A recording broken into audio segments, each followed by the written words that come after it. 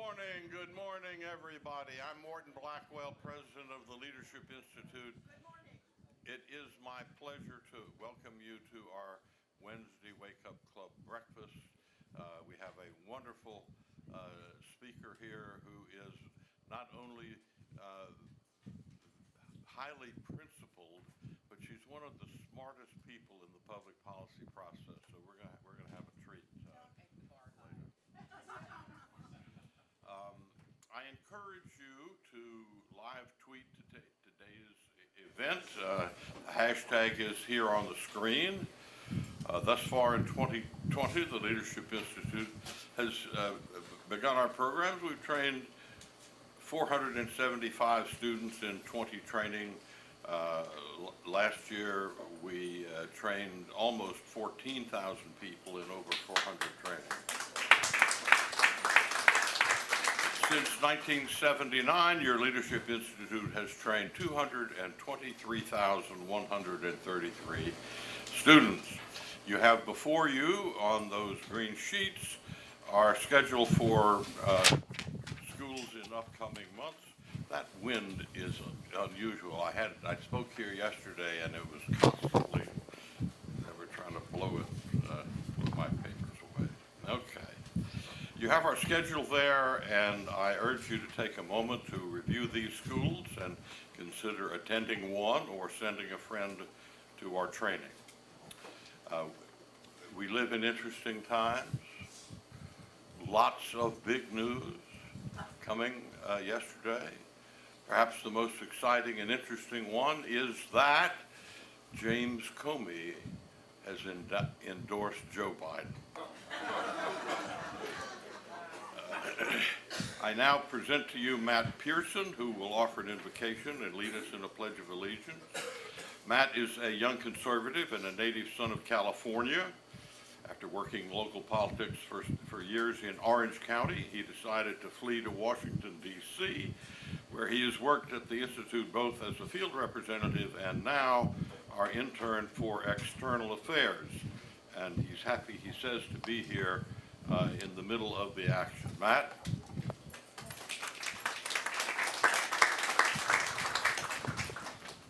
Thank you so much.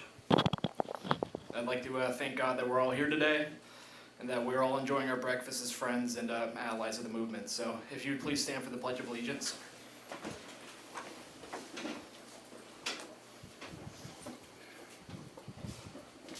I pledge allegiance to the flag of the United States of America and to the republic for which it stands, one nation, under God, indivisible, with liberty and justice for all.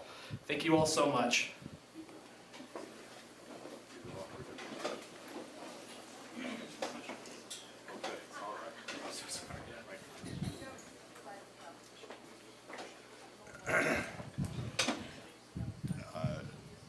Now it is my pleasure to present to you Anna Marie Rienzi.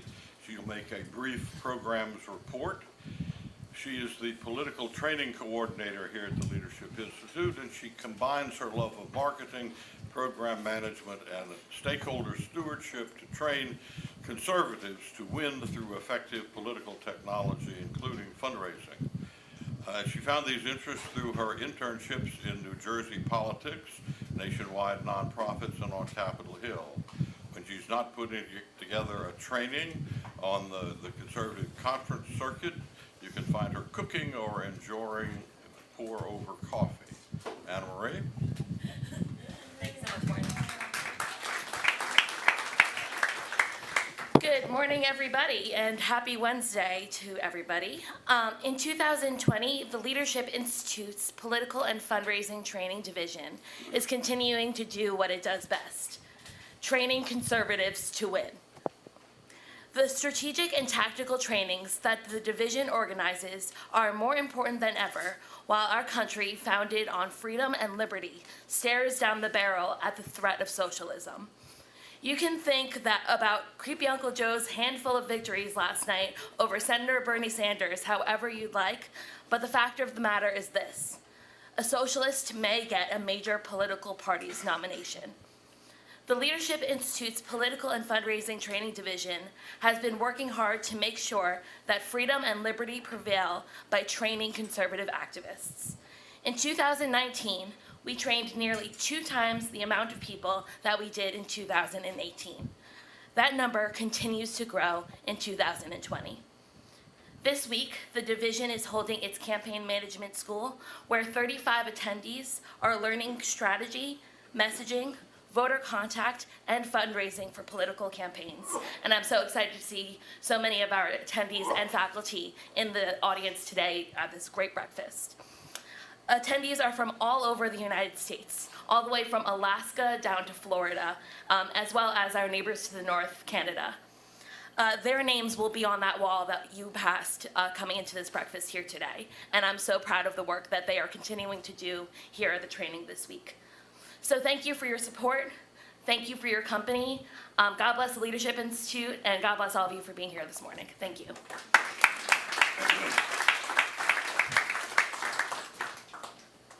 Thank you very much, Anna Marie. We have trainings like this week's Campaign Management School, and they are made possible only because of the continuous and generous support of our donors. And now to introduce our speaker, I present to you Taylor Shark. Taylor is a freshman at Colorado State University, where she studies journalism and media communications with a minor in political science. Taylor is our political training intern here at the Leadership Institute this semester. In the future, Taylor hopes to continue working for the conservative movement as a host, as a number of people have become from coming from the Leadership Institute, as a host on Fox News. Taylor, come on up.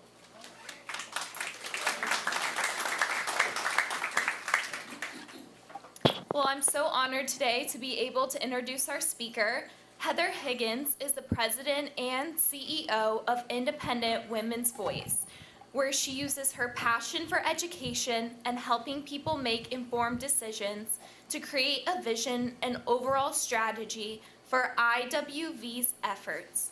Heather serves as a chairman of the Independent Women's Forum, a sister organization of the Independent Women's Voice. And she is also a board member of the Hoover Institute of Stanford University.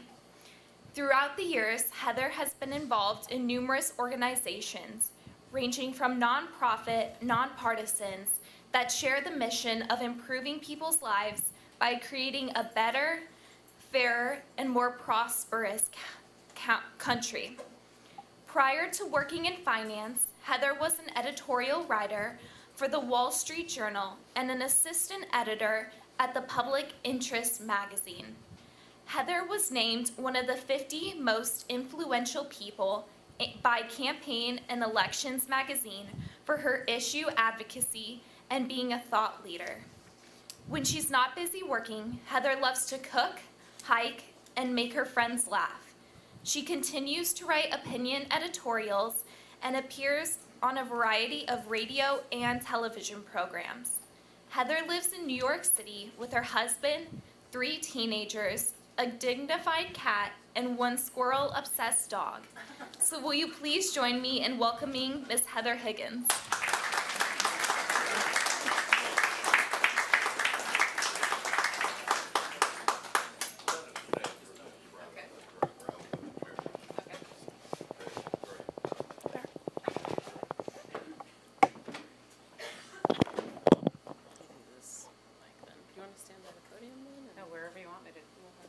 I take directions from Morton.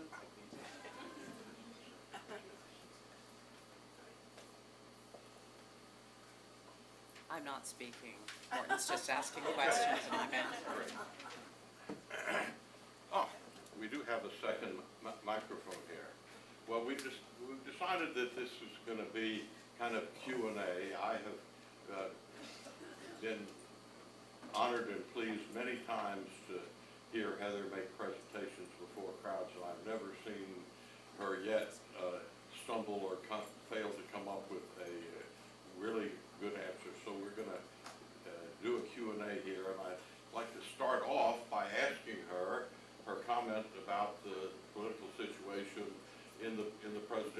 campaign this year?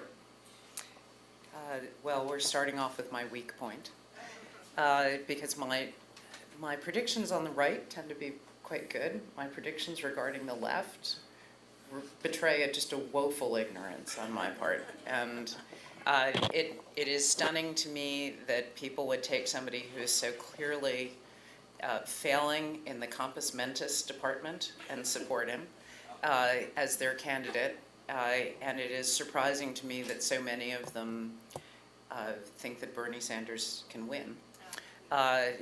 So I had initially thought that Kamala would be the one who would ascend. I expected her to be a far better candidate than she was. I thought that Pete would do better. He was clearly working at being more appealing. So I don't know who the nominee will be, but I stick with my original prediction when I predicted that Trump was going to win back in 15-16. I also predicted that he would win bigger in 20. And the reason was, in 16, what you were going to have in October was a forcing moment for a lot of people on the right who did not like Trump at all. But they were going to have to choose, assuming they lived in a state where their vote mattered, between Trump and Hillary, and pick the lesser of two evils. The left was never going to have a forcing moment. And so you were going to have a dynamic much like 72 or 84, McGovern, Mondale, where you had a Republican in the White House where the Democrats were appalled, and they would go further and further left, and by the time they got to their nominee, whoever their nominee is, and even Biden, honestly, they will have taken positions that are way to the left of where the rest of the country is. You don't need to be as far as Bernie is to still be way left of where the rest of the country is now after the Democratic primaries. So I remain confident that Trump is going to prevail in November. Terrific. Interesting. Would you tell us a little bit about your organization, the Independent Women's Voice, and what projects you're involved in that are most exciting to you?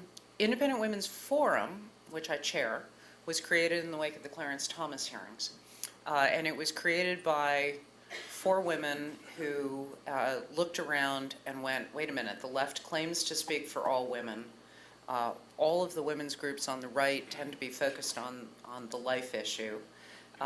We need a women's group that comes across as mainstream and appealing to most women that doesn't talk about that. It talks about public policy and everything else but that. And so that's where Independent Women's Forum came about. Independent Women's Voice really took off when I used it in the Scott Brown race, and it was the only independent expenditure that was about healthcare in the 41st vote, not about the economy or national security. And the takeaway I had looking at the polling data coming out of that was that there were no groups on the right that were conservative that were focused on talking to swing voters. All of the groups on the right that see themselves as centrist, moderate, independent, are mushy in their philosophy, and assuming they have one, it tends to be more whatever compromise we can reach, rather than starting with some grounding in constitutional or market or human nature, which is what I think is the basis of conservative understandings, principles. And so we try very hard to be the group that brings those ideas to non-conservative constituents. You had a long career on Wall Street, but I'd like to ask you what you've learned or observed from your transition from Wall Street to the nonprofit world. Oh gosh. There's a world of difference between C3s and C4s, and I think that has changed in the last 20 years or 30 years from when I left Wall Street in 1990, so dating myself here. At the time, C3s did not tend to, and a lot of them still don't, measure their outcomes. There was a very different attitude. They didn't tend to have business plans. They didn't tend to really think about being effective. A lot of them felt entitled to the money and had a very different work habits. I mean, I'm used to working 14, 16-hour days, and I'd find that there were a lot of them where they thought rolling in at 10 in the morning and leaving at 3 was a really tough day. But I think I've seen over time, because I think donors have started to expect this as well, and I know Leadership Institute does a good job of this. People are looking more and more at what are our outputs, what is it that we're actually doing, and if they really take it to the next level, it's what is the impact of those outputs. So you don't just want to measure how much you put out there, but what impact it actually had, if any, and then try and shape what you do to maximize the impact. Great. What are the current issues in the public policy process that you're most concerned about now? There are many. The range of issues that we deal with at IWV is broad. One of the ones that we have really taken a leadership role on, I think, is the healthcare issue. In part because the right tends not to talk about healthcare very much. The methodology on the right tends to look at what are the issues that work with the base and how do we therefore talk to the base about it. And since the base either wanted repeal of Obamacare or they didn't care about healthcare very much, it wasn't a top issue for them because the economy, national security, et cetera, all float as important for conservatives. The right tends to talk about healthcare in the wrong way. So John Boehner wanted to talk about jobs, which is a great way, if you lead with jobs when you're talking about healthcare, to signal to people that you don't actually care about healthcare. It's great if it's your third or fourth argument. It should not be your first. So we have been very involved in that, and we're trying to be one of the leaders on the fight for price transparency in healthcare, because one of the problems we've got is it pretends to be a free market and it's not. And that has created all sorts of issues. It will, I think, continue to be the #1 issue in the election cycle, and we keep getting blindsided by it. But we know, for example, in 2016, I went into Wisconsin with a healthcare education campaign before the election. We talked to nearly 900,000 Wisconsin residents who were not conservatives but were independents or moderate liberal women, GOP but moderate liberal women. We held out a randomized group of 40,000 of them who did not get any of our postcards or our phone calls or messages to their households through IP addresses. And when Professor Darren Shaw of UT Austin did the evaluation, we had massively changed their minds on healthcare to the extent that without mentioning any candidate, either for Senate or for the presidency, their ballot test preference had shifted. And Trump had gained 28 points overall among that group, and Ron Johnson had gained 31 points among that group, because their valence had shifted on who they thought was going to be actually delivering healthcare that would not harm people and would actually help people. So that translated into over 200,000 votes for each of them. They each would have lost Wisconsin without that, because Trump only won by 27,000 and Ron Johnson won by 99. So. Heather, what are some of the skills that you wish more conservatives had? Oh gosh, so many. We pride ourselves on being factual and data-driven. That's a liability. I mean, I appreciate being factual and data-driven, but 80% of the world communicates using stories and feelings. And for anybody who hasn't read it, I strongly recommend Jonathan Haidt's The Righteous Mind. He wrote this for the left, actually. He started writing it as a liberal Democrat, trying to explain to Democrats that they should not just dismiss conservatives and conservatives' concerns. If you read just the reviews thinking that you're going to get a shorthand for the book, there are a lot of great reviews. It's pretty clear that they all stop somewhere around chapters 5 or 6 because he'd figured out that there were about 5 major values that matter on the right, 6 depending how you count them, and only 2 that work the more secular left you become. But what's really fascinating about the book for me, and in addition, was if you get all the way through chapters 11 and 12, the last 2 chapters of the book, is how he stopped being a liberal and had this epiphany that the way that human nature is understood by the left has nothing to do with anything that he'd observed professionally looking through millennia of human development, and that conservatives actually had human nature down, which is why the grand schemes of the left never work. But they also can't see past their good intentions. But his understanding of how people are moved by their values, our inability to tell stories, that would be one thing. The second thing would be, and it ties to that, 2 things I've observed. The first is every political messaging firm on the right, if you scratch far enough down, starts with the assumption that you can't actually persuade anyone. So therefore what you have to do is drive a wedge and turn out more of our people than their people. That creates enormous collateral damage, and it's effective, but it leads to an ever-dwindling number of conservatives.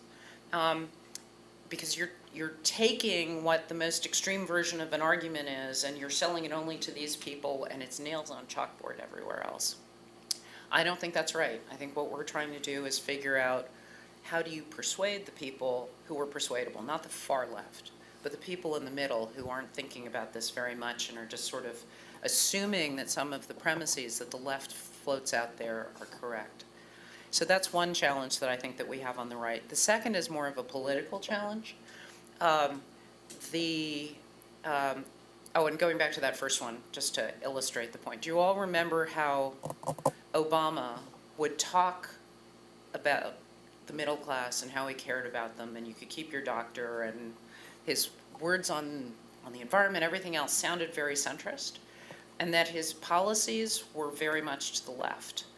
Keep that template in mind. The left, if they're not in a primary, they talk to the middle, and they keep their policies for the left. We talk to the base, terrify the middle, and then think that we have a policy problem and need to move our policies to the middle, as opposed to being smart from the get-go and talking about our policies in a way where they would have broad resonance, and then being able to keep the legislation and the policies that we write the way they should be to actually work. The second idea that is a problem is that the Republican Party reminds me of the teachers' union.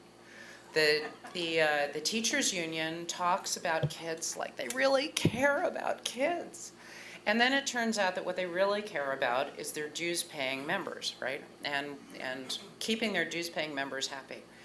Well, the Republican Party has dues-paying members. They're called incumbents. And the longer you've been an incumbent, the larger the chunk of change. You're coughing up $500,000 a year back to various party committees and stuff, which is why they so support incumbents, even when they've lost their marbles. Like, we can name a certain senator where that was the case recently. And a corollary of that is because they're only focused on campaigns and getting their members reelected, their model is to use issues during campaigns, but they don't really mean it.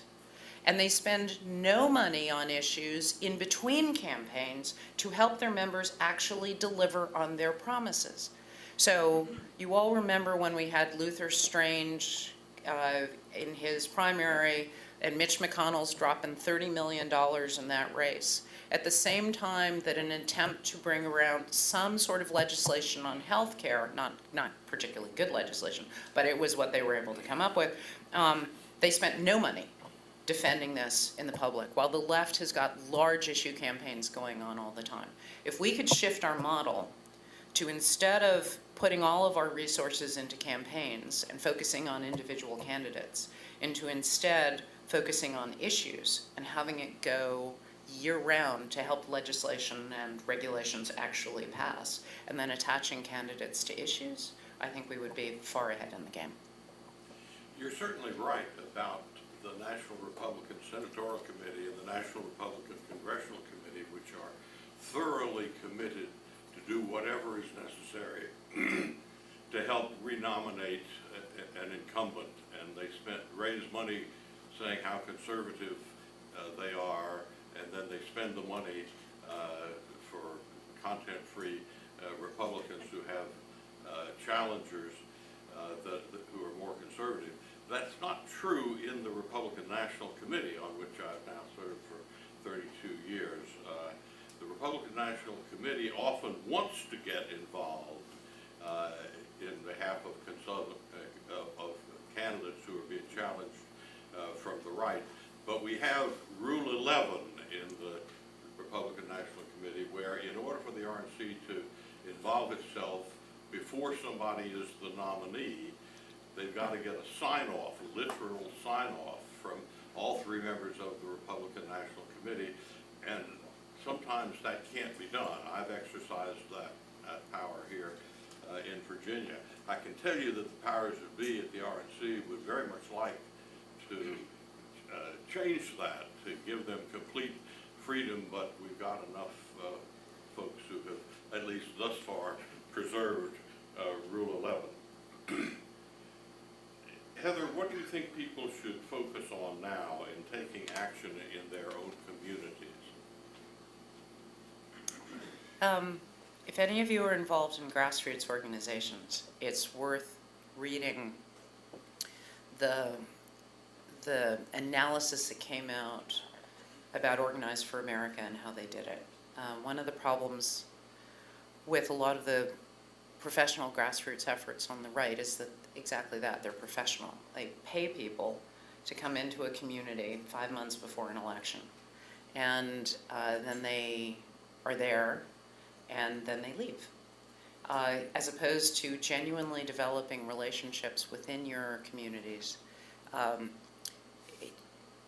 We tend to forget the importance of human connection, but I think this was really evident, for example, in the Romney campaign, where you had Obama's people making calls to people that they'd met through their church, through, you know, the local bike group, the local charities, whatever else, and encouraging them to vote for their candidates.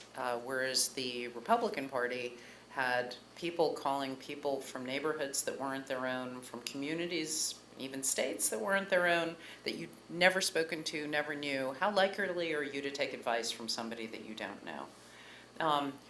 So that's really, really important. The other thing is, I would encourage you to stretch out from beyond your own social group and get to know people in the broader community. We find that this is particularly true, for example, if you do focus groups with African Americans, they will be as vituperative as you can imagine about Republicans and laudatory about Democrats until you take the labels off. And then you'll find that they actually uniformly, without any prompting, think that increasing the minimum wage is a really bad idea, because it means that their costs are going to go up higher and it's going to be harder for their friends to find work and all the rest of it. And then they don't think that the policies that a lot of the Democrats are advancing on education, et cetera, are actually working. But they will still vote for them because at least they think they care. And at least they show up sometime other than when they just want their vote. So genuinely demonstrating interests in your broader communities is really important, and developing those personal relationships. Heather, this morning, as we discussed over the breakfast table and now in your presentation, you've done what you have done very often and very persuasively, and that is recommended books. The Leadership Institute gives a lot of books, and we talked about that at the table. What book have you most often gifted to people? I've given so many books. I know. It depends who the person is. So if there's somebody who's having trouble understanding President Trump, I give Win Bigly by Scott Adams. If it's somebody who wants to understand what's gone on in the country since the 60s with the whole claims of racism and victimhood and the psychology behind that, Shelby Steele's Shame is a must-read. I find lately that the book I'm giving most has absolutely nothing to do with politics or public policy, and that's Nutrition and Physical Degeneration by a Dr. Weston Price, which was written in 1938. You will never have a cavity again if you just change what you eat. Cavities heal on their own if you just change your diet. And I realized that my mother had read this book because when I was a kid, she would never let a dentist fill a cavity. They would just never become or what they thought would be a cavity. They never became cavities. And the only 2 cavities I've ever had in my life was when I changed what I ate. And suddenly I went on fat-free diets, and then shortly thereafter I got a cavity. So that's a fascinating book. Well, that's a fascinating answer. I wish I'd had it for my children when they were growing up. So, Heather, what advice would you give to a young person who is just starting out and has become a conservative?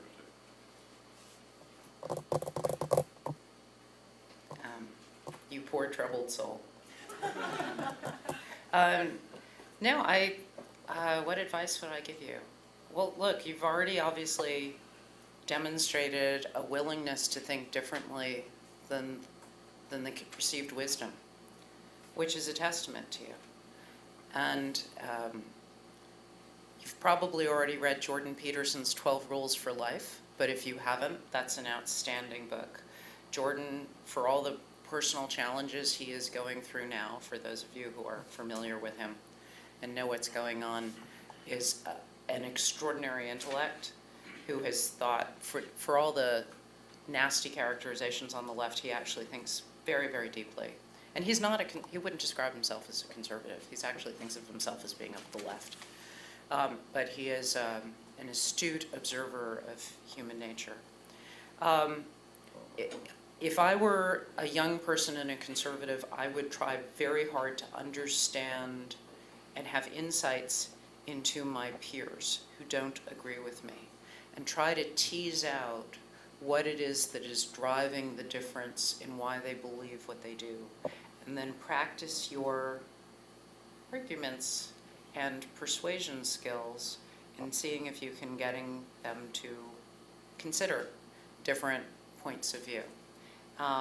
It will make you far better at what you do and what you believe. I honestly think that most of the people who are best conservatives are people who started on the left because they understand the arguments of the left, the appeal of the left. Reagan was such a good president because he started out life as a Democrat. He talked in stories. He never mentioned the word entrepreneur. I think that appears once or twice at most. He talked about the little guy and what his experience was of freedom. Trump also has been a Democrat. They get communication very differently than we do. James Q. Wilson started life as a Democrat. Tom Sowell was not an automatic Republican by any stretch. So Clarence Thomas started life on the left. I mean, so trying to immerse yourself in what it is that the left is saying and why it's appealing will help make you more thoughtful about what you say and how you say it, and more sensitive to the ways in which you say it so that it's actually impactful. Politics tends to swing back and forth in our country over our lifetimes. And often you find conservatives who become discouraged and think that we're losing and effort or resistance may be futile on our side. What advice do you have to people who are discouraged and currently pessimistic? Remember your Winston Churchill. Never give up, never give in, never, right? Look, it's not in my nature to be pessimistic. It's a long game. There's going to be a limited life to the United States being free. History teaches us that. Republics get soft. and then they get self-indulgent. We may have accelerated it, but I think we're not there yet. I think there are a lot of good people. It's just that we have to remember how important it is to not take it for granted, that everybody assumes that they understand how fragile freedom can be if you let it slip. The fact that you're all here is really wonderful. I'm stunned. I expected 10 people. So, you know, there are more of us than you know. And I think just giving people the comfort to know that this is the way to achieve the things that so many of us, left and right, aspire to. Ted Cruz has now got a podcast called Verdict. It's apparently now outstripping Joe Rogan, and it has more listeners. It's the #1 podcast, which is extraordinary. And he's clearly, I think, I mean, I haven't asked him this, but I think he's recasting himself as the millennial choice. Distancing himself from those old fogies in the Conservative Party. And he's telling the Bernie supporters, look, I agree with Bernie. I agree that it's corrupt. I agree that there's a lot of collusion that goes on and self-interest and all the rest of it. The difference is, if you want to change that, why would you hand more power over to the exact people who are giving you that problem in the first place? So he's working on his arguments with those audiences, and I remain optimistic. Terrific. Well, that exhausts the questions that I intend to ask, but we have a lot of involved and interested people here, and I'd like to throw it open for people in the audience who would like to ask questions. If you would raise your hand, don't ask the question till you get a microphone. Questions for Heather Higgins?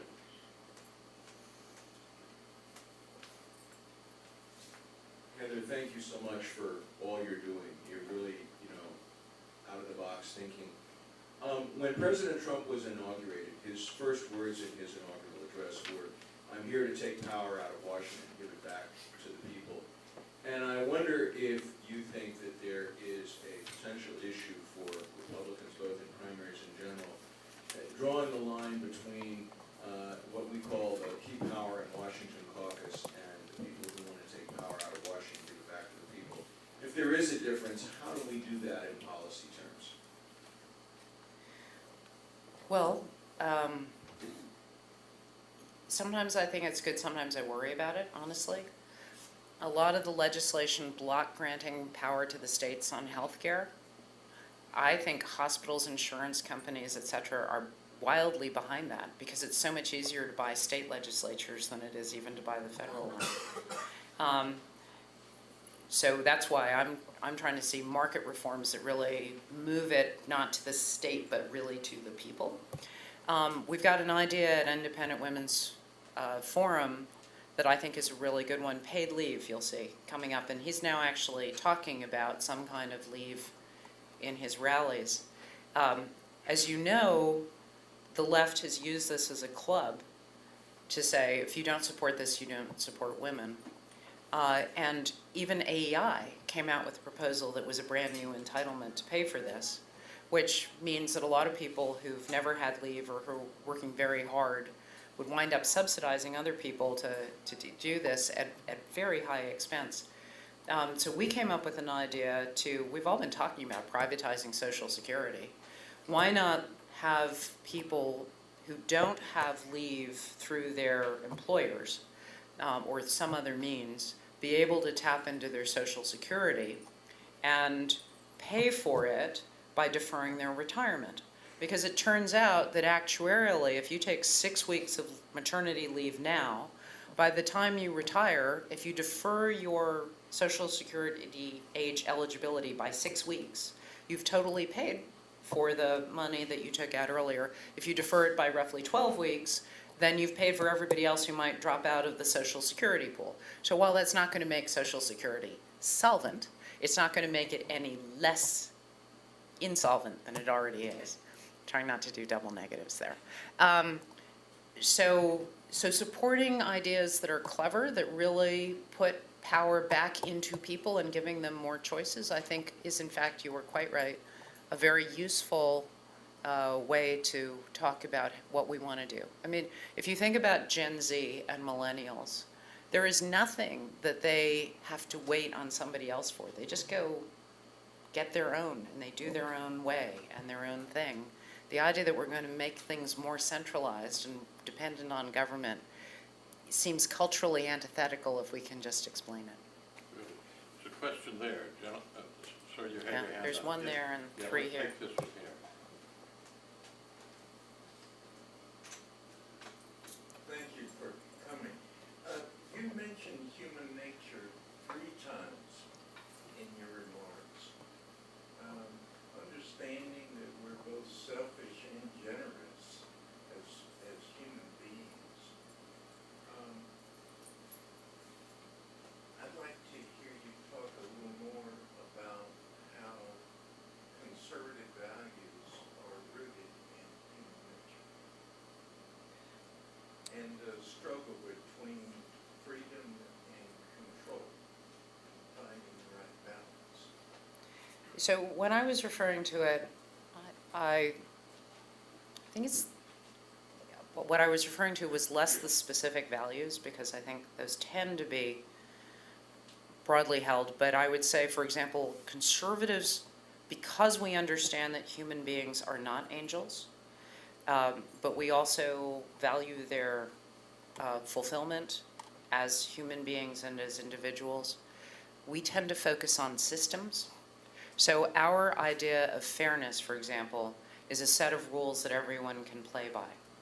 The left tends not to think in terms of systems. They tend to think in terms of goals and outcomes. So the push on the left right now is, they would argue that a level playing field isn't level because everybody isn't starting from the same place. In fact, one of the things I would encourage you all to take out of your lexicon is something that the left is turning. Somebody came up with the idea of saying, I don't know who or when, and I'm sure it sounded great, and it does sound great. They say, we don't believe in equality of outcomes, we believe in equality of opportunity. Doesn't that sound great? Well, the left hears that and they says, no you don't. Equality of opportunity means that if there's a fence, then if you can see over it, that's fine, but anybody who's shorter needs boxes of whatever height to be able to see over that same fence. They need to be at the same point on the starting line. You therefore can't have specialized high schools that gives some kids a better education than other kids. It's really the Vonnegut, we're going to make you all equal in the end approach. That's their idea of equality of opportunity. We all start from exactly the same place and you do whatever you need to do and nobody gets ahead without that.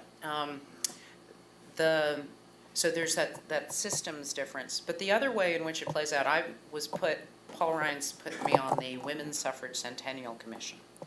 And one of the pushes by the members of the commission who come from the left is there's an effort now among some to say that women's suffrage, or what they used to call women's suffrage, was a racist exercise because they discriminated against women because they got suffrage for blacks first and left women out, and then there was discrimination against black women, and there was a fear about giving women suffrage because there would be too many black women then voting, and that would overwhelm the white vote, etc. And I got a chance to point out that the whole historical experience of suffrage is fascinating precisely because it can't be so simplistically reduced to racism and sexism. That the very participants, Frederick Douglass and the suffragists, by the way, they're called suffragettes in England and they're suffragists here. Suffragettes used violence and the Americans learned not to do that because of the bad experience of the Brits. You had people who were without question absolutely committed to universal suffrage, regardless of race and regardless of sex. So what you were seeing was the people holding both high ideals and political reality, and having different political strategies about how to achieve these goals. And the arguments that were advanced against suffrage were by people who in a vacuum would be idealistic, but who were very concerned about their particular interests. So farmers were very concerned about women getting the vote because they thought it would increase the urban vote too much, and then the interests of farmers would suffer on issues in the political space. And you see that playing out over and over. So human nature is complicated, is what I meant to say by a conservative understanding of human nature. John Haidt's last 2 chapters will be fascinating to you. So enjoy the book. Barbara? Hi, Barbara Goulet with me. I would like you to lay out a little bit more thinking on the healthcare issue. Some of my concerns about it are that what the other side wants to lead us to is a concept that healthcare is a public good, and it isn't. But what I'm really concerned about in the last 20 years or so is not what's going on in the political debate, but what's happened to the business model underlying it. Private practice in medicine is falling apart as an operable business model. Doctors are tending to go in and work for major corporations. Consolidation that way is tough. And the other thing is having entered the Medicare system, not by choice, but because they won't pay your Social Security if you don't accept it. I've learned how limited that coverage really is. There's a public out there that believes it's something wonderful, and people go around talking about, we won't limit it. Well, it's not working, it's very stingy, and all of these concepts are troubling to me. I'd just like to hear more about what you think. I agree with everything you've said. My first taste, long before we got to the Affordable Care Act or anything like that, Morton, you knew my dad. My dad was a character. And he was the sort of fellow who didn't believe in blue jeans because they fell apart too quickly. So, you know, why not wear polyester pants? And why would you use a belt when you can use a bit of, line, and just tie a good sailor's knot in it. So he also did not believe in credit cards because why would you have debt when you can have cash? And when he wound up going to the hospital and they discovered that he had cancer of the ureters, they were going to remove a kidney because they assumed he was an indigent Medicaid patient. And fortunately, I got to the hospital before they removed his kidney and said, no, we really can pay for this. And got him the experimental treatment. But that's when I learned that there's a restricted formulary and list of treatments that you will get if you're a Medicaid patient that you don't get if you're a paying patient.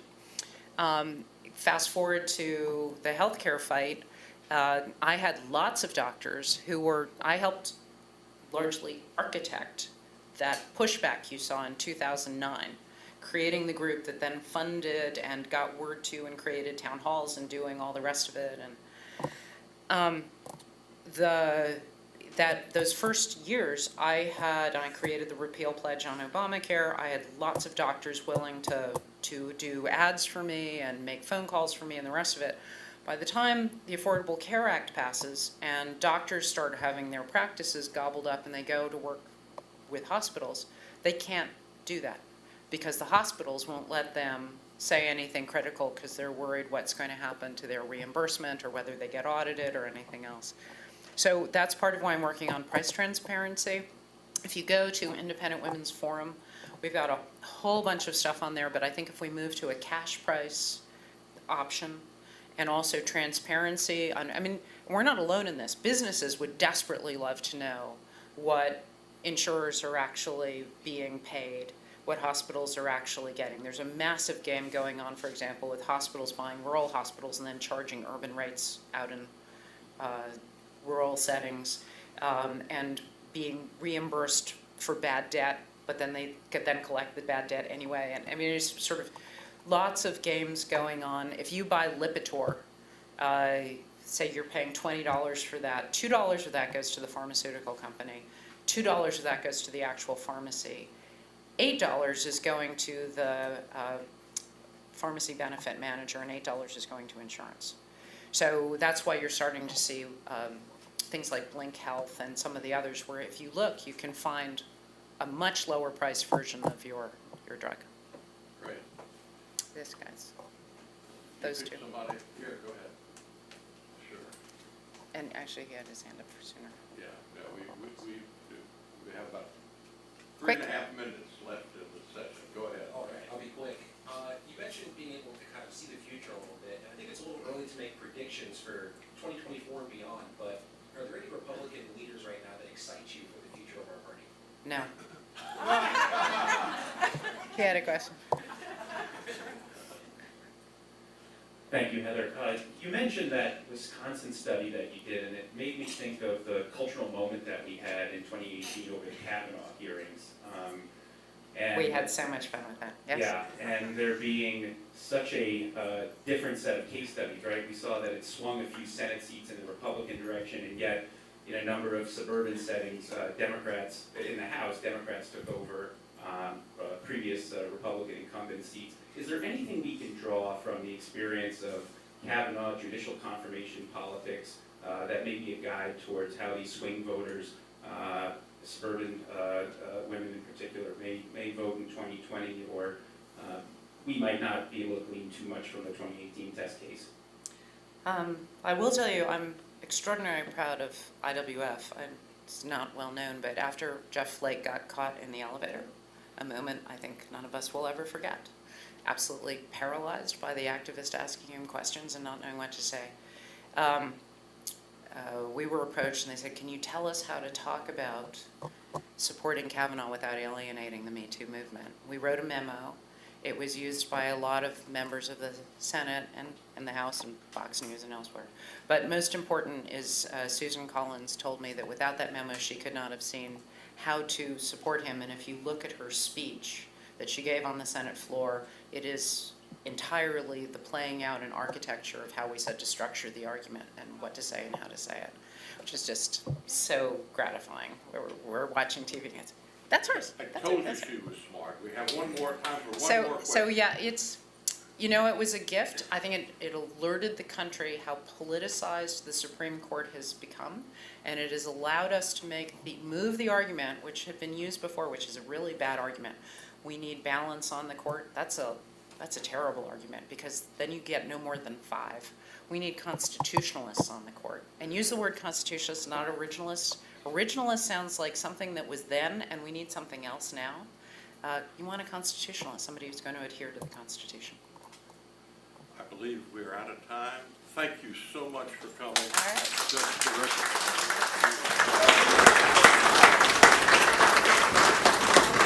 Ladies and gentlemen, I invite you to come back here. Our next Wednesday Wake Up Club breakfast is April 1st.